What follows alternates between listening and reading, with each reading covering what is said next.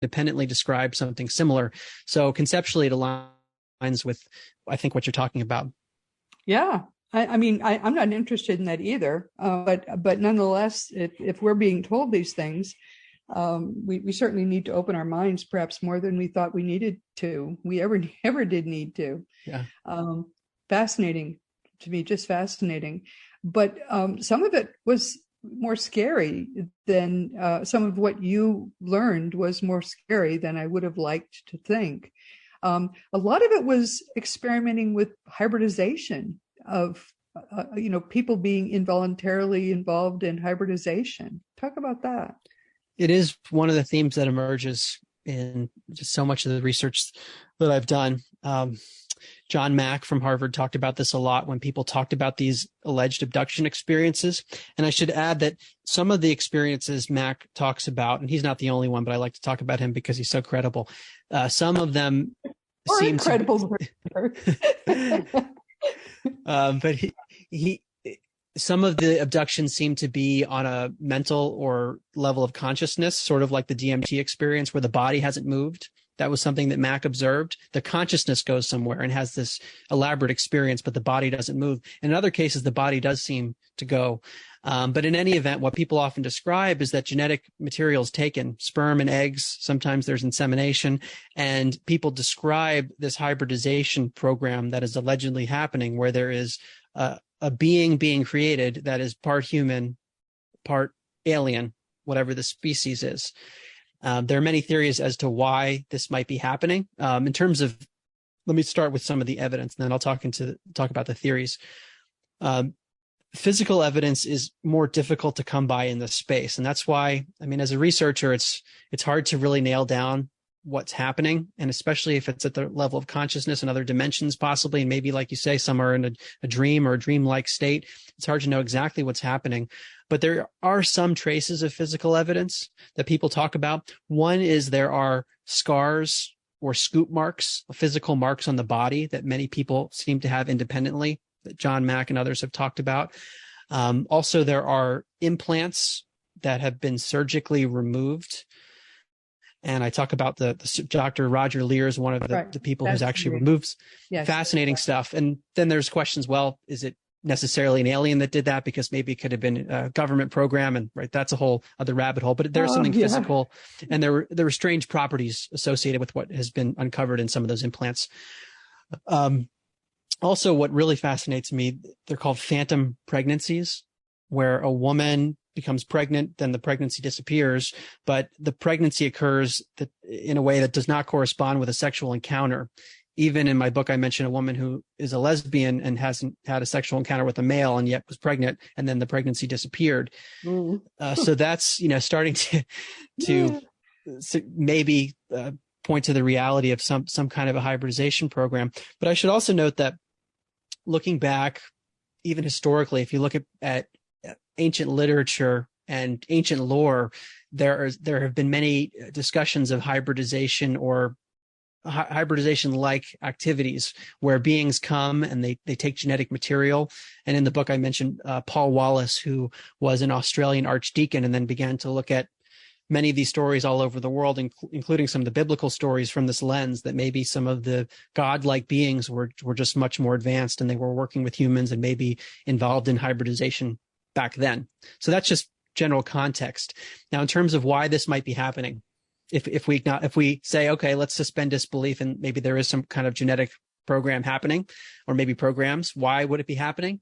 There are two ends of the spectrum that I encountered. One is the really benevolent and one is the more nefarious. The benevolent side is that, as John Mack said after evaluating many people, this is part of an evolutionary insurance program where if humanity destroys itself, we will at least have preserved some of our genetics and maybe the genetics of these alien beings through a hybridization program. And Mary Rodwell, who's talked to many people in this space as well, talks about interplanetary seeding, that the hybrids are used to seed other planets for different evolutionary experiences for consciousness. And some people come back from these experiences with miracle healings. So they've had an ailment that just goes away. And in many cases, people have a spiritual awakening in a manner that's similar to what happens in near-death experiences. And Kenneth Ring from the University of Connecticut studied a small group of people, but found this to be the case, that there was a highly spiritual component to this. Even though it could be traumatic for some people, it was such a radical worldview shift for them to have this experience that there was a spiritual change. So that's more on the benevolent side.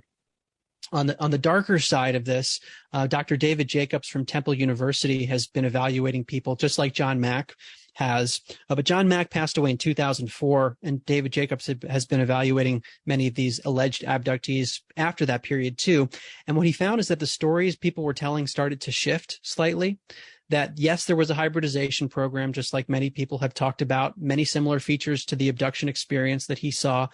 But the purpose behind the hybridization, what he was being told, was more nefarious, that these beings, whoever they are, and maybe it's a subsegment of a species, I don't know if we can generalize this, but what he was finding is that it's about planetary acquisition, that the beings want to essentially blend in and take over the planet for whatever reason.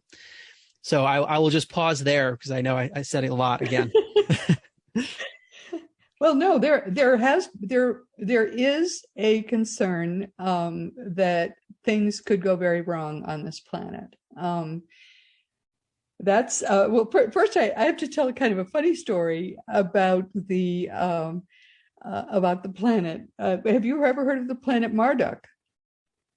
Yes, in the ancient lore about the base of the origin of Earth. Yeah. Yeah. Well, I don't know if this is where the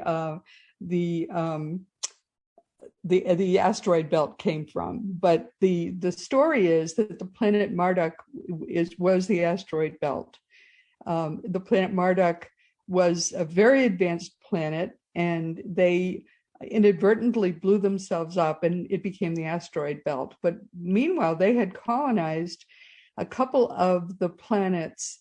One of them was Mars and the other was Earth, which then had and the colonies on Mars did not succeed, but the colonies on Earth did. And they blended with the primitive beings that were then on Earth and seeded the Earth. And we are all basically descendants of the Mardukians and the primitive Earthlings. That's the story. I don't know if it's true, but I think it's a funny story. But anyway, what we were told, and I don't remember. These are the things that you pick up during various conferences, and there were at one point there were a lot of these conferences we were having, and then of course came COVID, and I think this was even before COVID. We stopped having so many conferences. But the story was that the vibrations of the Earth had lowered so much that there were very negative beings not from Earth, and it kind of creeped me out when you were talking about the reptilians who were trying to look normal when they really don't look normal. But there were reptilian non-human beings that were milking the Earth for negativity and sowing wars on Earth. And that's the reason we had so many wars and so much negativity during the 20th century. And it really freaked out the upper level beings when we actually exploded an atomic bomb in warfare. And at that point, the Arcturians basically took over. And the Arcturians are the ones with the big triangular ships.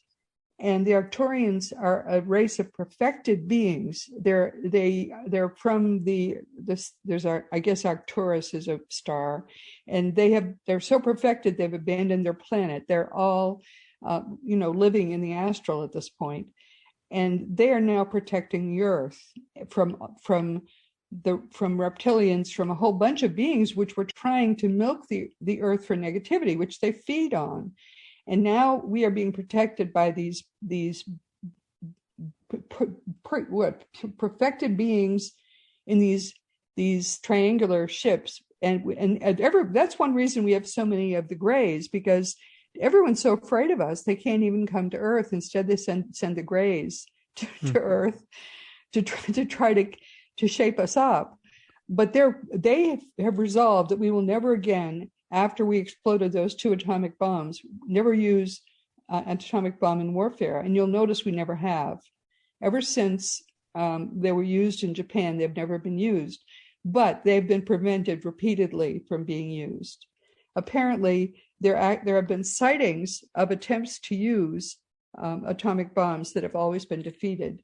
And I've even heard of reports of missiles that came out of nowhere and took out missiles that were going to be used to explode atomic bombs. I don't know if any of that's true. Yeah. Well, it aligns with a lot of what I've been researching, Roberta. And in the book, I have a section on UFOs and nukes. So it aligns with this.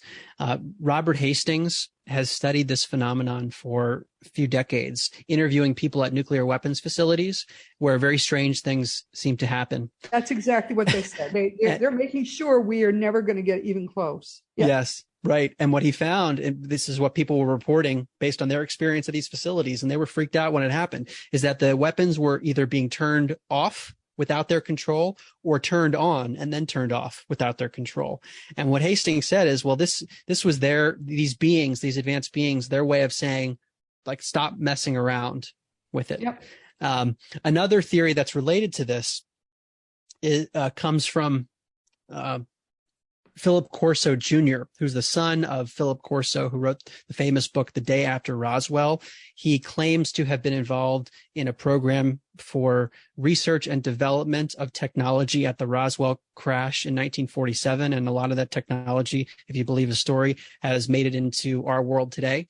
But in any case, he passed away and his son is still out speaking and claims that his father knew Edward Teller, the father of the hydrogen bomb. And what Teller told his father was something along the lines of the following, that the nuclear explosions impact other dimensions where these other beings exist. So when we detonated the explosion, these other dimensions were impacted, and therefore the beings started to take a greater interest in what's happening on Earth. Yeah, apparently ixnay on the atomic bombs. They're not going to let us do it again, which is very comforting, don't you think? I think that's very nice. Yeah. They're making the kids grow up. I think that's really wonderful. It feels to me like they're intervening before something gets really bad, but at the same time, they're letting us grow and allowing us to make our own decisions and make our own mistakes so that we can evolve. But the level of the mistake maybe is going to be capped. I think that's just fabulous. You know, thank you, Arcturians. I think that's just wonderful. I think that's great. No, seriously, I think it's wonderful. Yeah, and it's important, at least in my own development, to just know that these things are happening. We don't always have control over a lot of these bigger forces, but to acknowledge that they exist, for me, it's just been helpful for context. And I also think that while all of these other things are happening around us, and I end the book with this theme, that our own personal spiritual journey is still paramount, that we have the ability to tap into the goodness in the universe and try to harness that within us rather than to tap into some of the darker stuff.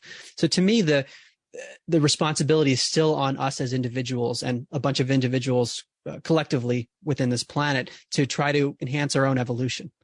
It's giving us the time and the space in which to grow. Yeah. And, exactly. And learn to act like grown-ups. I think that's very reassuring.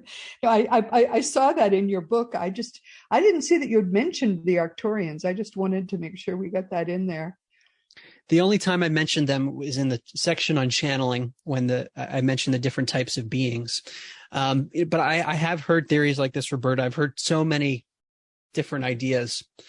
And in the book, I limited it to certain areas and wanted to focus on various researchers, but I've heard lots of stuff like this. That's great. I think that's great. I think the book is wonderful, and it's a great summary of how much of this there is going on.